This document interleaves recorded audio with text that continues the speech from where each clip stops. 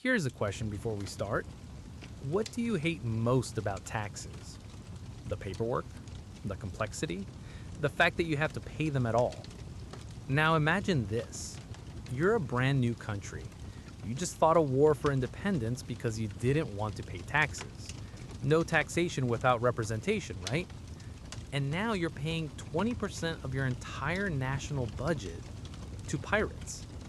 Not metaphorical pirates, actual literal pirates who work for the Ottoman Empire. And you're doing it voluntarily. Kind of. Welcome to one of the most absurd stories in American history that somehow never makes it into textbooks. This is the story of how the United States of America paid tribute to the Ottoman Empire for decades, and why it took 2 wars to stop. So get comfortable, maybe grab some water, and let me tell you about the time America became a tributary state to pirates. Let's start with some context. The year is 1783. America just won the Revolutionary War. Independence, freedom, democracy. The founding fathers are riding high. Constitution's being written. America's going to be different, better. No kings, no tyrants, no unfair taxes. And then they realize, oh crap, we need a navy. See, during the Revolution, America had British naval protection. Even while fighting them, British ships in the Atlantic meant other countries couldn't mess with American trade too much. But now, America's on its own. And the national treasury is empty. Like, really empty. Fighting a war is expensive, turns out. So, building a navy, not happening. Maybe later. And that's when the Barbary pirates enter the chat. The Barbary Coast, North Africa, modern-day Morocco, Algeria, Tunisia, Libya. Technically part of the Ottoman Empire. Technically. In reality, semi-autonomous pirate states that did whatever they wanted and gave the Ottomans a cut. It's like if New Jersey was run by organized crime and occasionally sent money to the federal government. Actually, bad example. That might be real. The point is, these weren't random pirates. This was organized, state-sponsored piracy. They had fleets, they had fortresses, they had diplomatic relations, and they had a business model. Kidnap sailors, hold them for ransom, and charge protection money to countries that wanted safe passage. It's a protection racket, like the mafia, except the mafia doesn't have warships. Now, European countries had the same problem. Their solution, pay them. Britain paid, France paid, Spain paid. Everyone paid. It was cheaper than war, and the Barbary states had the Ottoman Empire backing them, at least in theory. So it was easier to just pay the pirates and move on. But America had principles. Thomas Jefferson, ambassador to France at the time, was like, we should not pay these pirates. This is extortion. John Adams, ambassador to Britain, was like, yeah, but we don't have a navy, so what's the alternative? And Jefferson was like, build a navy. And Adams was like, with what money? And Jefferson was like, So they paid. In 1784, the Barbary pirates captured the ship Betsy, then the Maria. American sailors were taken hostage. The demands came, pay ransom or they stay enslaved. And America paid. Not because they wanted to, because they had no choice.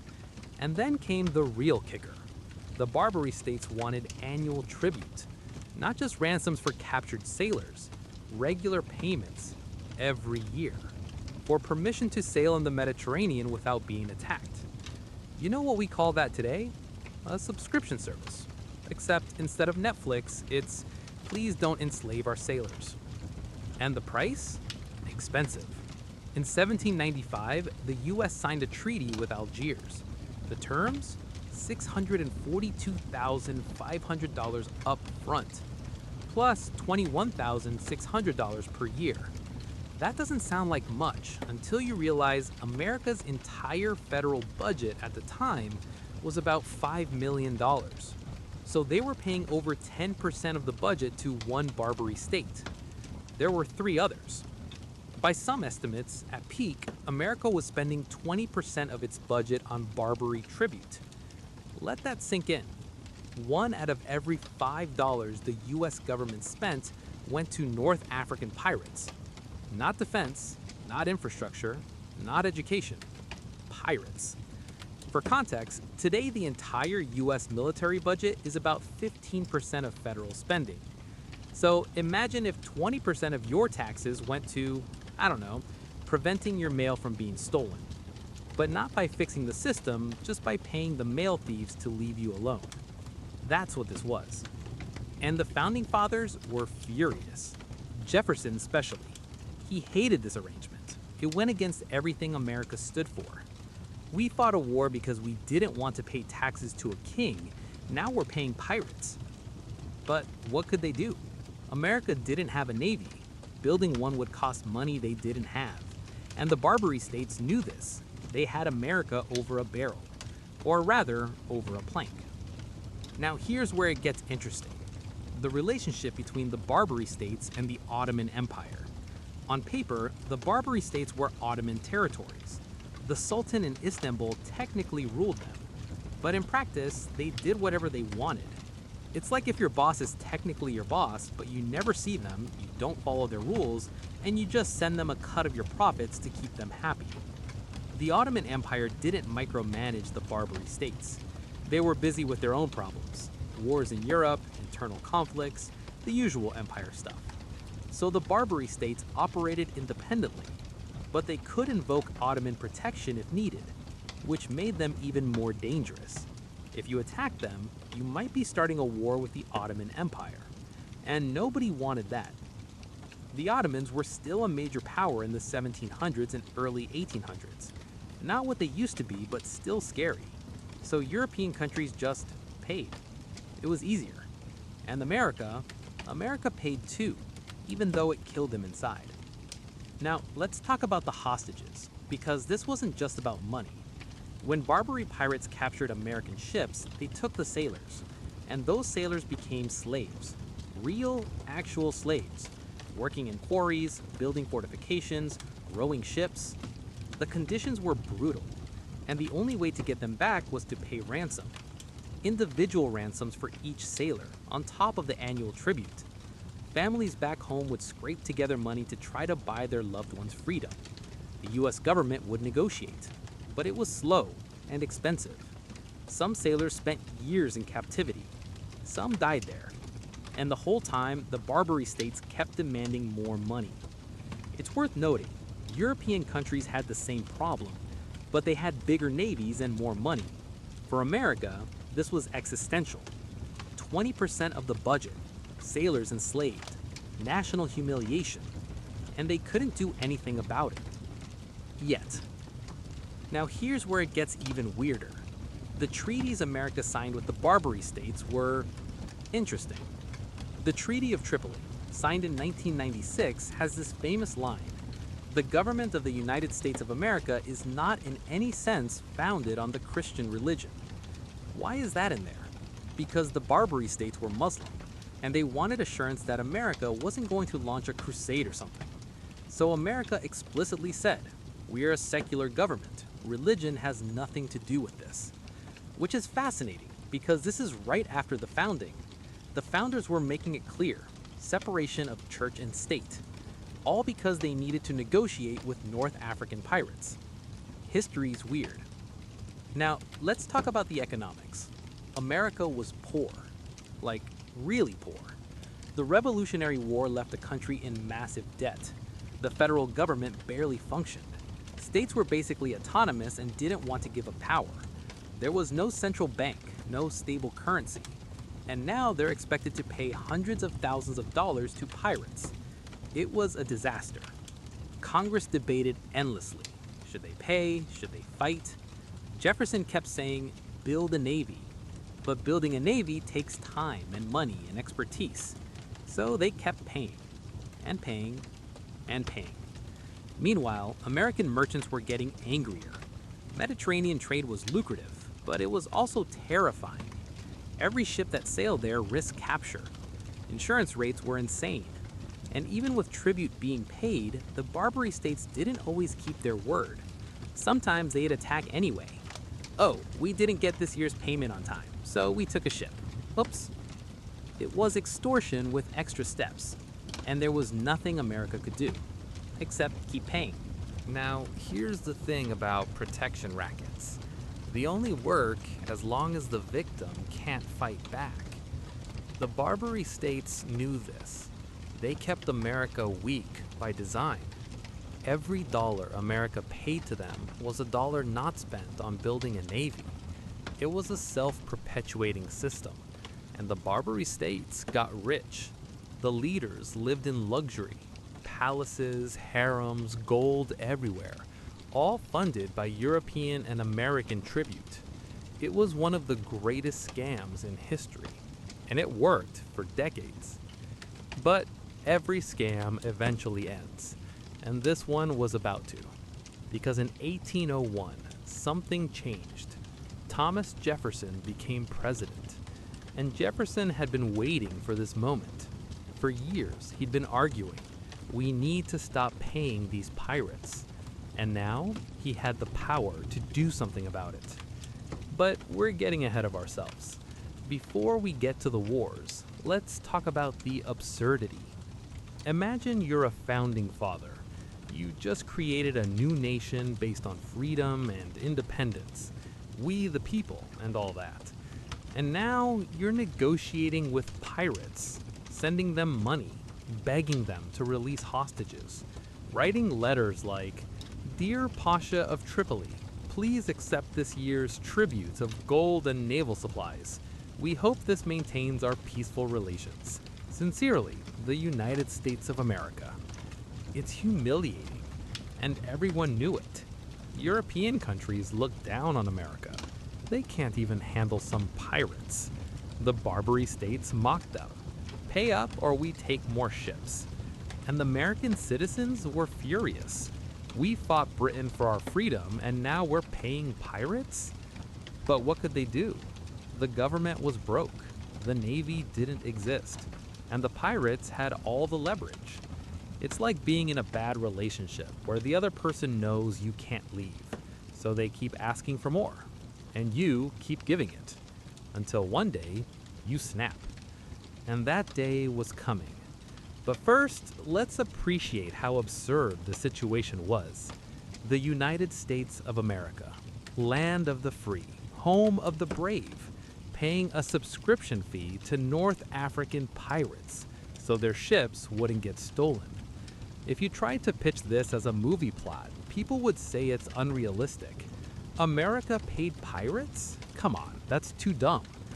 But it's real. It happened. For decades. And the best part? Most Americans today don't know about it. It's not taught in schools, it's not in the popular history. We learn about the Revolution, the Constitution, the War of 1812. But the Barbary Wars, the tribute years, barely mentioned. Why? Because it's embarrassing. America likes to tell stories about winning, about standing up to tyranny, not about paying protection money to pirates for 20 years. But that's what happened. And honestly, it makes the story more interesting, because it shows that even America, with all its ideals, had to make compromises, had to swallow its pride, had to do things it didn't want to do, just to survive. And that's real. That's human. That's history. All right, let's pause here. Take a breath, maybe grab a snack. When we come back, we're diving into the tribute years in detail. The payments, the hostages, the diplomatic disasters, and the slow buildup to America finally saying enough. See you in part 2. Welcome back. Or if you fell asleep, good morning. Let's continue the story of America's most embarrassing diplomatic relationship. We left off with America agreeing to pay tribute. Now let's talk about what that actually looked like. First, the logistics. How do you pay pirates? Well, technically, you're not paying pirates. You're paying the Dey of Algiers, the Pasha of Tripoli, the Bey of Tunis, the Sultan of Morocco. These are official state leaders who happen to run states that make their money through piracy. It's like if the governor of Florida's main revenue source was theme park robberies. The payments came in different forms: cash, gold, naval supplies. Yes, naval supplies. America was literally giving the Barbary states the materials they needed to build ships, to attack other ships, including potentially American ships. It's like paying your local bully and also giving them a baseball bat.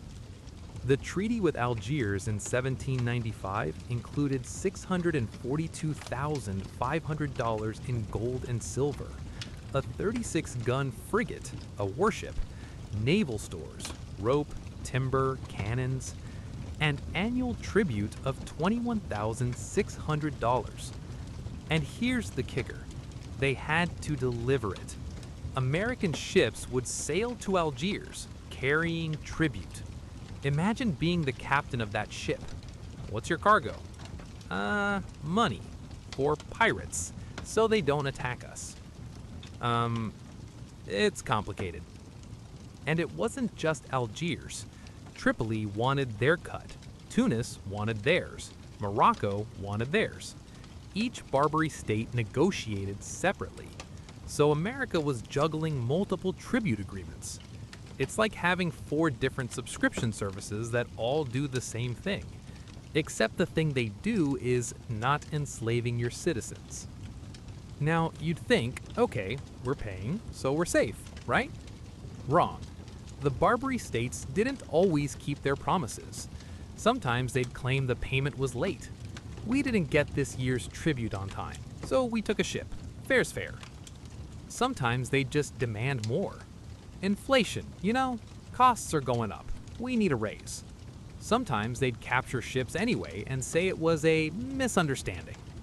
It was a scam, and everyone knew it.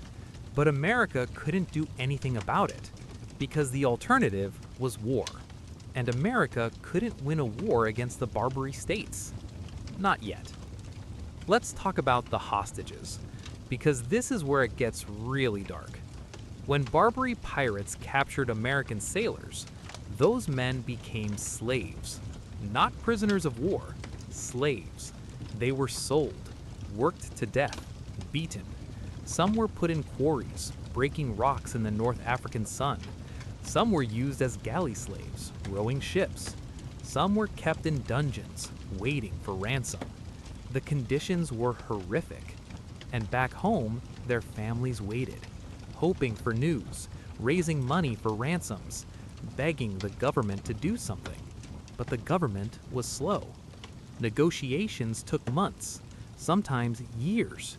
And the Barbary states knew they had leverage. You want your sailor back? Pay up. And if you couldn't pay, too bad. There are accounts of sailors spending a decade in captivity.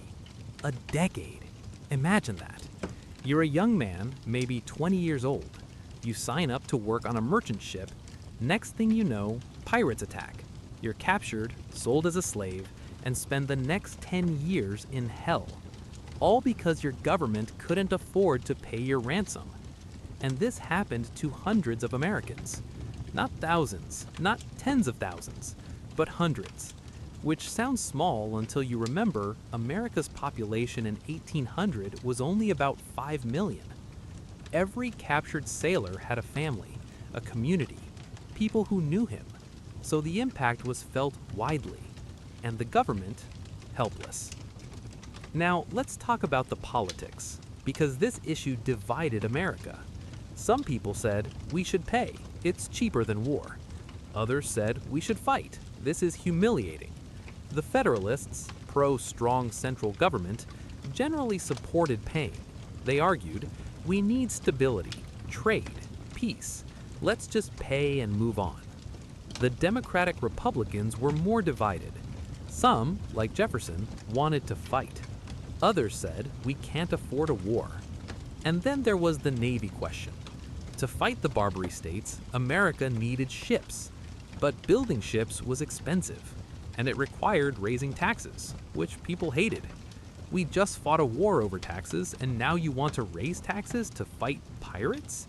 So Congress debated, and debated, and debated. Meanwhile, the tribute payments continued, year after year, hundreds of thousands of dollars going to North Africa, to pirates.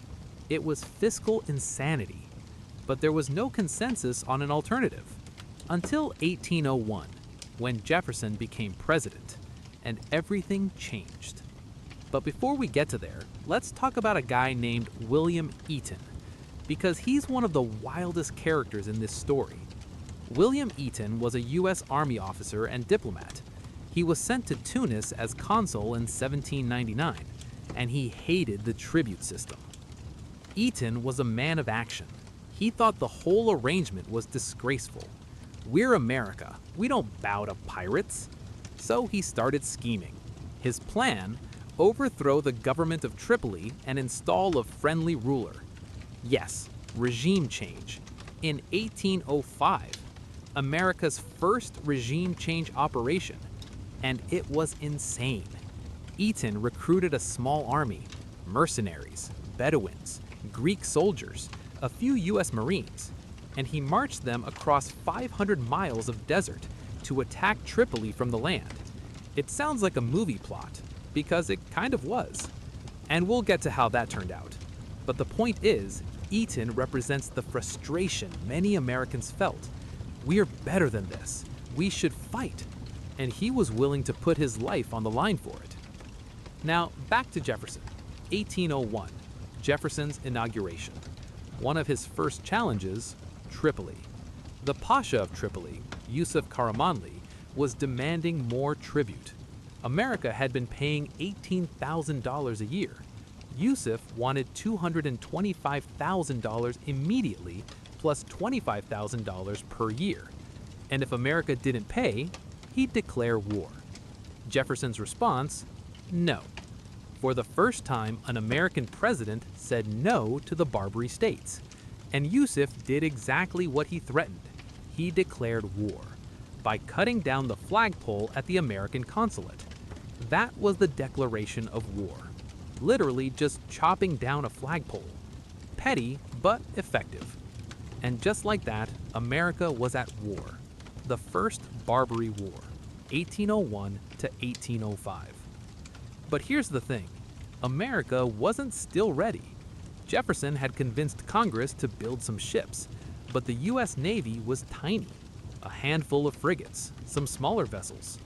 Against the Barbary states' fleets and fortresses, it was David versus Goliath, except David had a slingshot and Goliath had cannons. But America had something the Barbary states didn't expect: determination, and a few very good naval officers, guys like Stephen Decatur, Edward Preble, Richard Somers.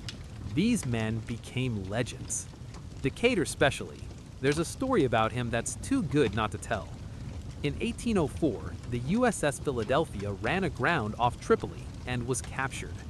The Barbary states now had an American warship. This was a disaster. So Decatur volunteered for a mission: sneak into Tripoli harbor and burn the Philadelphia at night in enemy territory with a small crew. It was a suicide mission, but Decatur did it.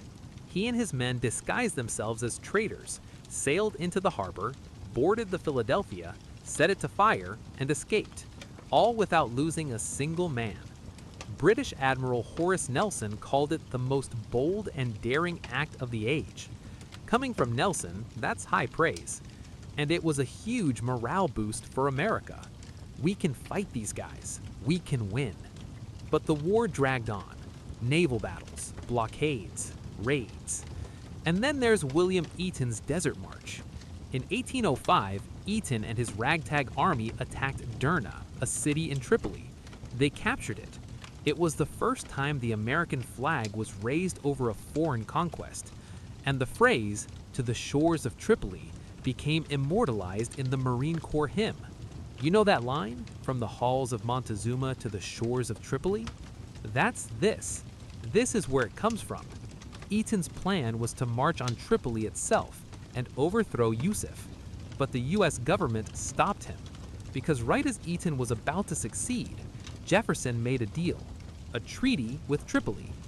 Terms: $60,000 ransom for prisoners and no more annual tribute. Eton was furious. We were winning. Why'd we stop? But Jefferson wanted peace, and the treaty gave him that. Sort of. Because here's the thing. The treaty only covered Tripoli. Algiers, Tunis, and Morocco still expected tribute. So the problem wasn't solved. It was just postponed. America kept paying Algiers and others until 1815. 1815.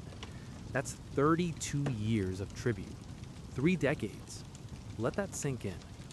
America fought the Barbary Wars, won, and still kept paying some of them.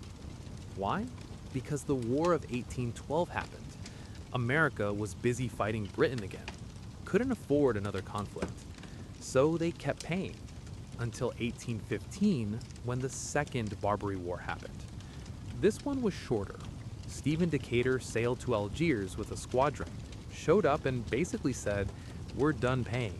Sign a treaty or we blow up your fleet." And Algiers signed. No more tribute.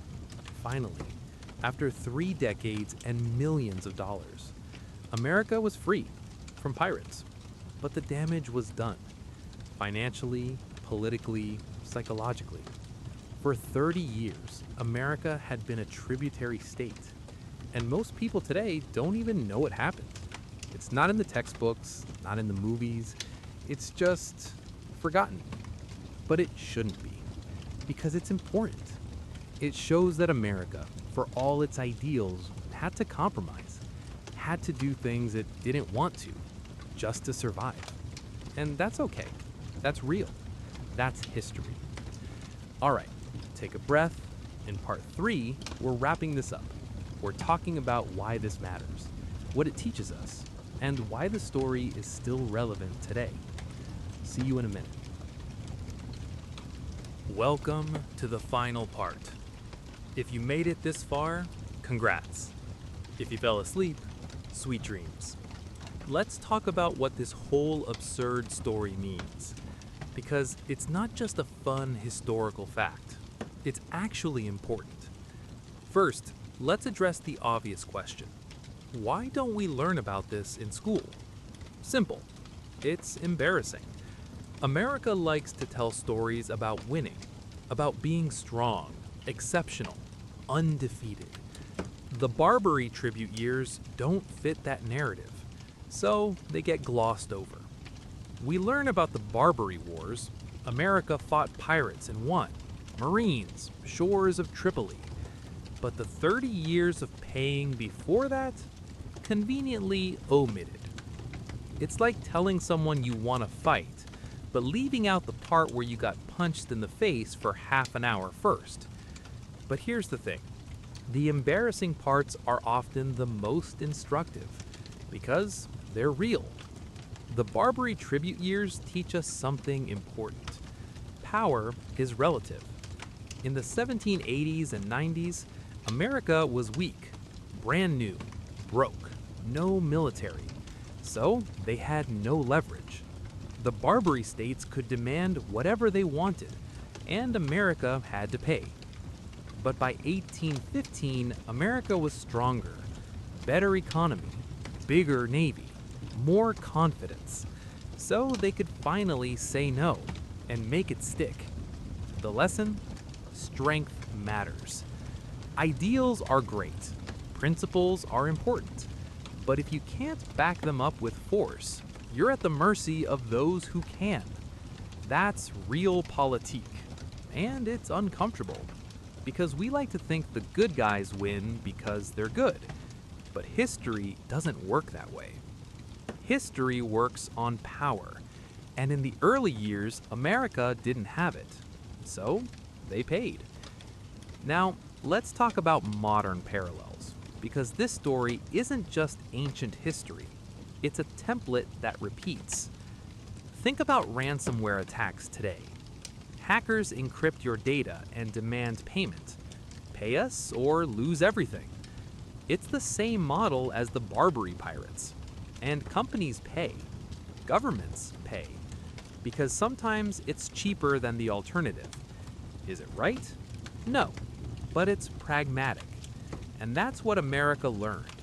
Pragmatism sometimes beats principles. Another parallel, racket protection. The mafia made a fortune doing exactly what the Barbary states did. Nice business you got there. Be a shame if something happened to it. It's extortion, but it works, as long as the victim can't fight back. The moment they can, the racket ends. That's what happened with the Barbary states. As soon as America had a navy, the tribute stopped. Not because the pirates suddenly became moral, but because they couldn't enforce their demands anymore. Power shifted, and the relationship changed. Now, let's talk about the irony. America fought the Revolutionary War over taxation without representation. The idea that Britain could tax the colonies without giving them a say was tyranny. We won't pay unless we have a voice. And then, a few years later, America is paying taxes to the Barbary states, who definitely don't give America representation, or a voice, or anything, except don't attack our ships. Maybe. The irony is thick, and the founding fathers felt it. Thomas Jefferson especially. He saw the contradiction. We fought Britain over this, and now we're doing the same thing to pirates? But again, power. Britain, they could fight. Eventually. The Barbary states, not yet. So they paid, and lived with the hypocrisy, which is very human, very real, very uncomfortable. Let's talk about money. $2 million. That's roughly how much America paid in tribute over 30 years. In today's money, about $60 million, which sounds like a lot. But remember, America's budget was tiny back then, so $2 million was huge, 20% of the budget annually at peak. For comparison, imagine if 20% of today's US federal budget went to preventing cyber attacks, or piracy, or something equally avoidable with the right infrastructure. That would be about $1.2 trillion per year. To pirates, people would riot. But that's what early America did, because they had no choice. Now, let's talk about something interesting. The Barbary Wars are where the US Navy really became a thing. Before this, America barely had ships. A few frigates, some revenue cutters, but the Barbary conflicts forced America to invest, to build, to professionalize. By 1815, the US Navy was formidable. Not the biggest, but respected. And that Navy became the foundation for American power.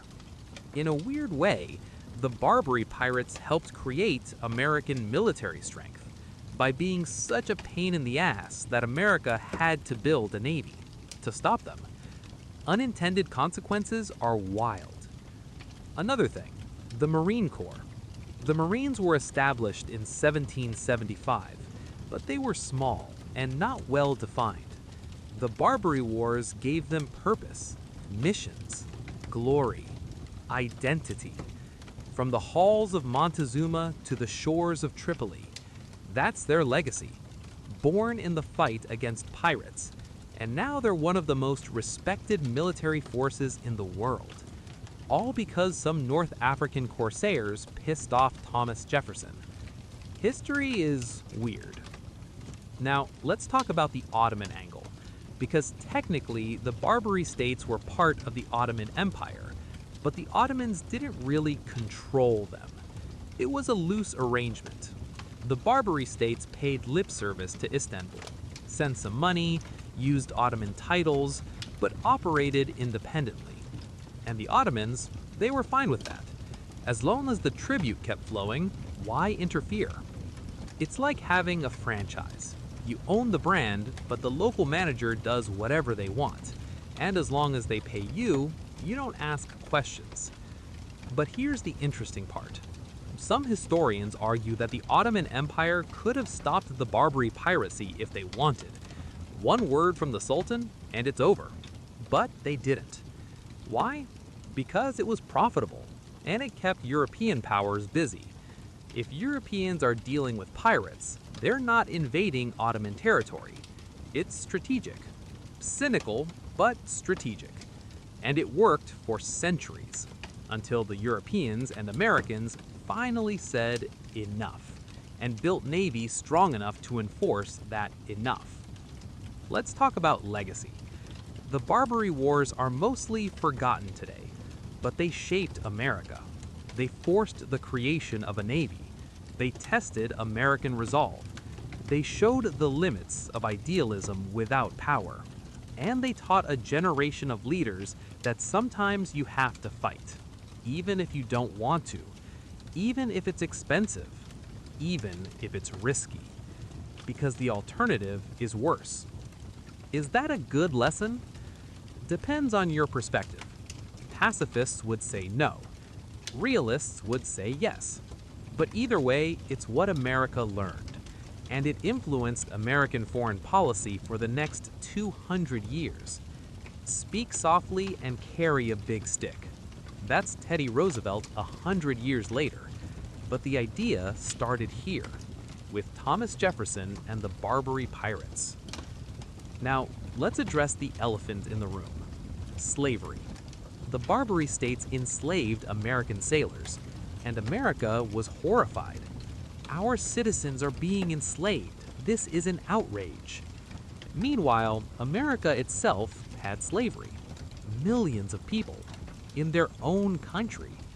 The hypocrisy is staggering, and some people at the time pointed it out. You're mad about a few hundred sailors being enslaved abroad, but millions are enslaved at home. But that's human nature. We see injustice more clearly when it happens to us. When it's part of the system we benefit from, easier to ignore. The Barbary situation forced America to confront the horror of slavery, at least for their own citizens.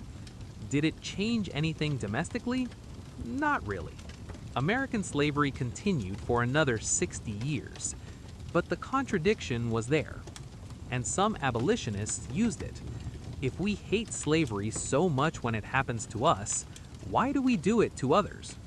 It's a valid question, one America struggled with for a long time. All right, let's talk about what this story means today. First, power dynamics. The Barbary Tribute years show that might makes right. Not morally, but practically. If you can't defend yourself, you're vulnerable. That's true for nations, for businesses, for individuals. It's uncomfortable, but it's reality. Second, the cost of principles. America had principles. We don't negotiate with terrorists. Well, actually, they did, for 30 years. Because principles without power are just words. You can believe in freedom, justice, and equality, but if you can't enforce those beliefs, they don't matter to anyone but you. That's harsh, but it's true. Third, the subscription economy. We laugh at having too many streaming services. I'm paying for Netflix, Hulu, Disney+, HBO. But it's the same model as Barbary Tribute. Pay or lose access. Except instead of losing access to TV shows, you lose your sailors. Different stakes, same concept. Fourth, modern piracy. Barbary piracy ended in the 1800s, but piracy didn't. Somalia, Southeast Asia, ransomware hackers. The tactics change, the core business model doesn't. Pay us or we take your stuff. And people still pay, because sometimes it's easier than fighting. Fifth, the embarrassment factor. America doesn't teach this story because it's humiliating, but every nation has embarrassing chapters. Britain had the Opium Wars. France had Vichy. Germany had a lot. Hiding them doesn't make them go away, learning from them does. And the Barbary years teach us, Even the great powers start somewhere.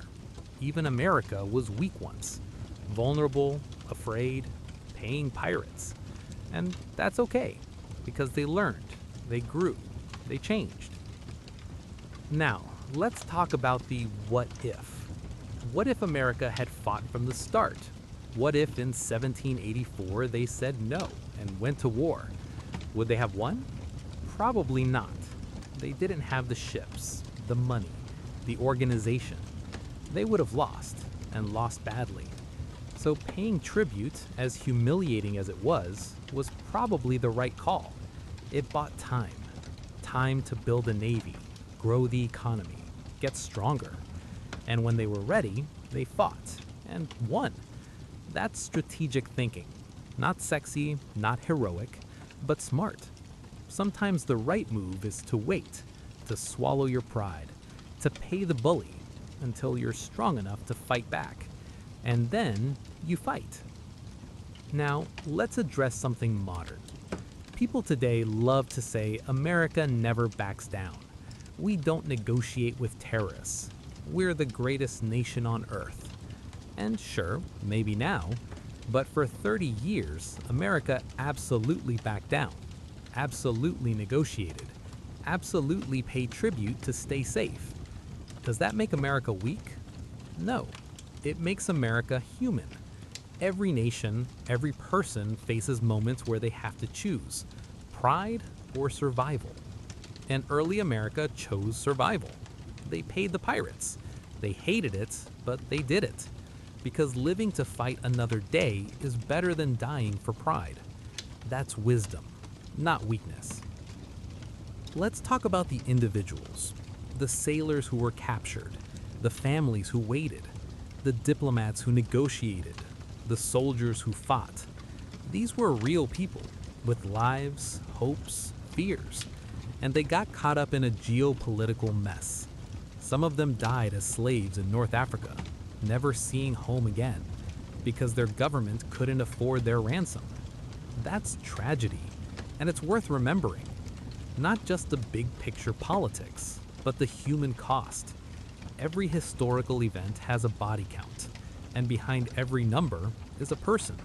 A sailor named John, or William, or Thomas, who signed up for a merchant voyage and ended up enslaved, and died far from home because of pirates and politics and bad luck. That matters. Now, here's the question. Would you have paid? If you were president in 1790, what would you do? Pay the pirates or fight a war you can't win? It's easy to judge from 200 plus years later. Of course they should have fought. But put yourself in their shoes. You have no navy, no money, no options, and American lives are at stake.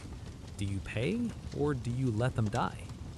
There's no good answer, only bad options and worse options. And that's what leadership is, choosing between bad options and living with the consequences. Jefferson chose to fight eventually, but even he paid for years first because he had to. Now, let's talk about narratives. America tells itself a story.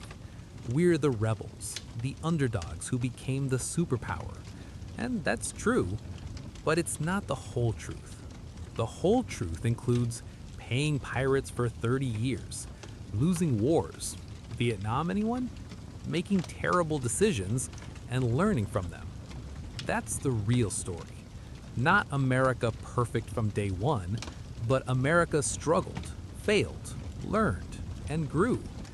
That's more inspiring, honestly, because it means growth is possible. Failure isn't permanent. You can start weak and become strong. You can make mistakes and fix them. That's hope.